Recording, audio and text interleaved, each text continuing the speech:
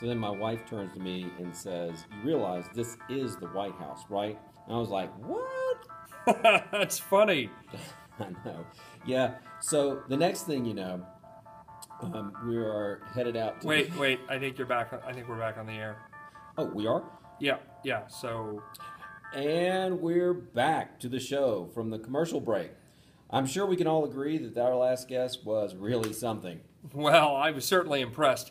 I had no idea you could do that with fire. Neither did I. And the food. It was great. Yeah, it sure was. I wish all our guests would get into the habit of bringing food, especially Asian food. I love Asian food. Oh, me too. And speaking of Asians, our next guest is also Asian. Japanese, to be exact. Well, I guess that keeps with our theme for the week. Yes. Well, without further ado, let's bring out our next guest. Indeed. Welcome to the show, Shogun Warrior. We've been talking about Asia, and we were really honored when you came to the show and helped give our viewers an idea of what it was like in Japan during the Middle Ages. Thank you, Mr. Poss, Mr. Ling. Yes, I was excited to get this opportunity to share my thoughts on the Middle Ages. It's not every day that I get invited to a show that has won so many awards such as this one. It really is an honor. Well, why don't you tell us in your oddly Scottish accent a little bit about yourself and how you became a Shogun Warrior? Great. Well, I brought along with me a PowerPoint, which will have some slides on it to help the audience get a better understanding. Oh, that's great.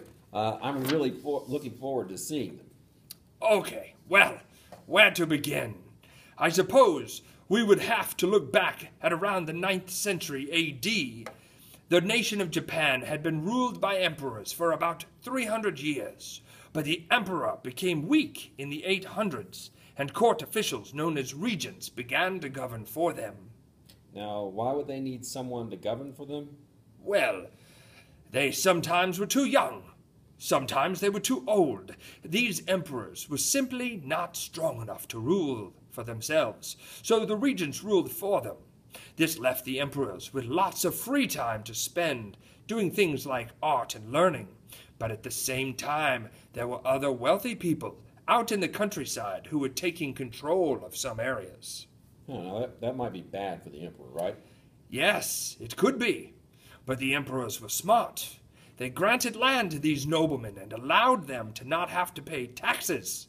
And they had to swear loyalty to the emperor for these things. Not a bad idea. Well, the noblemen, they dealt with the people under them in the same manner that the emperor had dealt with them. They offered to give land to warriors who would swear loyalty to them and fight for them. These warriors became known as samurai. Oh, yeah, I've heard of samurai. Weren't they soldiers who fought on horseback and fought with swords and bows and arrows? Yes, and their armor was made from leather, which was layered like scales. The word samurai means to serve, and they lived by a very strict code of conduct called Bushido. Bushido means the way of the warrior. I think I played a video game called Bushido once. Was it a game about samurai? Well, yeah, it was. Perhaps I'll have to check it out. But I digress. Bushido required that a samurai must be loyal to his master. He must be brave and honorable.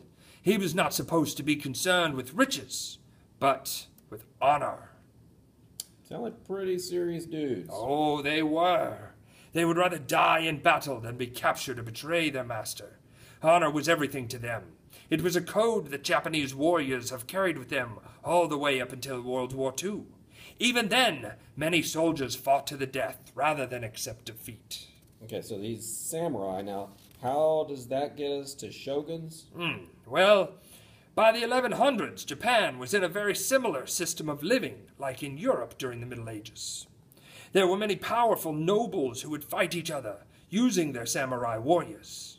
In 1180 AD, a huge civil war broke out between the two most powerful families.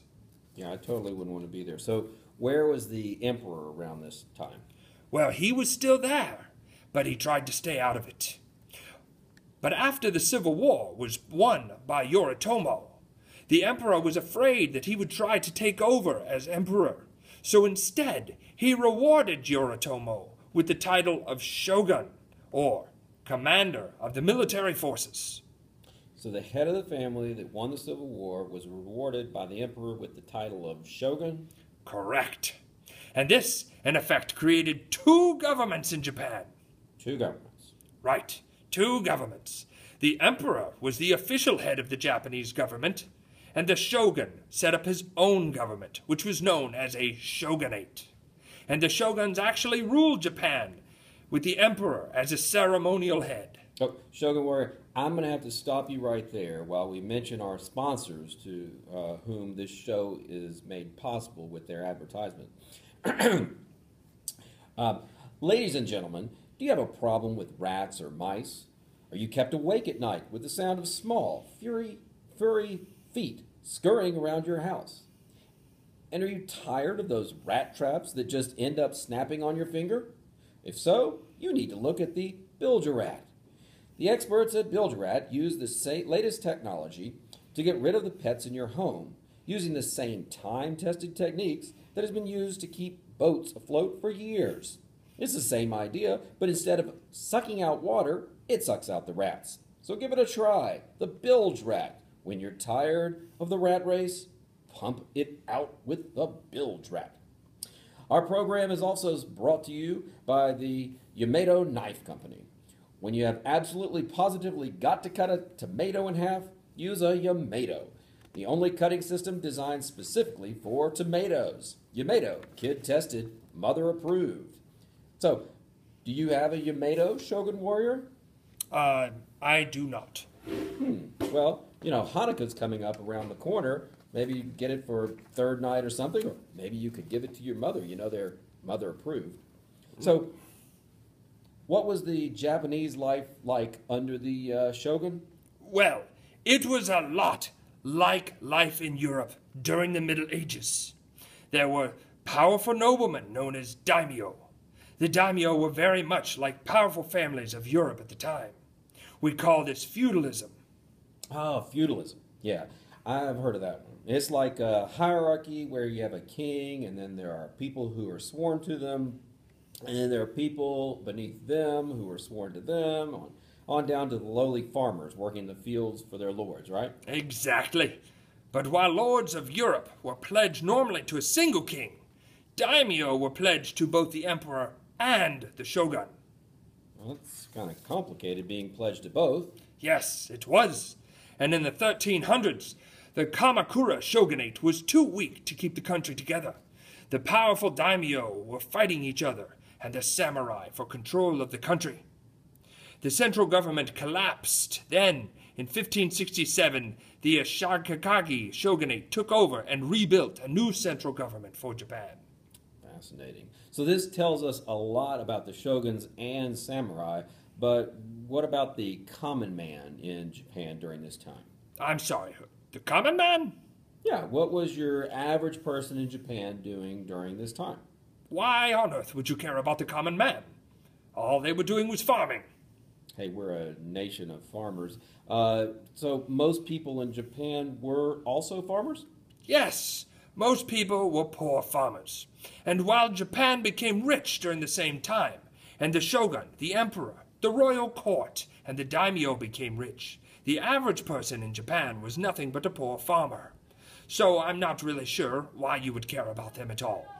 Well, I guess I don't, but our viewers might. Okay. Well, most of Japan's wealth came as a result of the hard work of the farmers. They worked the land owned by the daimyo. There were some breakthroughs in farming, like better irrigation, that allowed them to plant more crops. And with more food being available, other people were able to work on other things instead of just growing food. Some people made armor and weapons. Others made pottery, paper, tools. And while they got good at making more and more goods, they started trading goods with China and Korea. Fascinating. So, under the rule of the shoguns, Japan grew in wealth. Yes, it was a very exciting time. Well, with all that wealth, were there any invasions, or was all the trouble from within Japan? I am glad you asked that. There were two very famous invasions that the Mongols made. These were during the time that they controlled China in the 1200s, when they were at the height of their power. Now, Japan is an island, of course, so any invasion has to be made by sea. Well, that would certainly make sense. It would be way too much trouble to build a bridge. Yes, indeed. Japan is about 100 miles from Korea by sea and over 500 from China, so you have to have a boat. Well, during both invasions that the Mongols tried, their ships were destroyed by powerful typhoons, or what you here would call hurricanes. Both. God, what are the chances? Yes, both. It's really incredible. The Japanese believed that the spirits had saved them from the invasions. They called these storms kamikaze, which means divine wind. Well, isn't kamikaze the word that the Japanese used during World War II to describe their pilots who would crash their planes into U.S. ships? That is true. They were named after the typhoons of the 1200s that saved Japan from the terror of the Mongols. Huh, fascinating. Well, Shogun Warrior, I'm getting the signal from the director that we're out of time. I'd like to thank you for being on the show with us today and helping us understand a little bit more about Japan during the Middle Ages. Thank you so much for coming.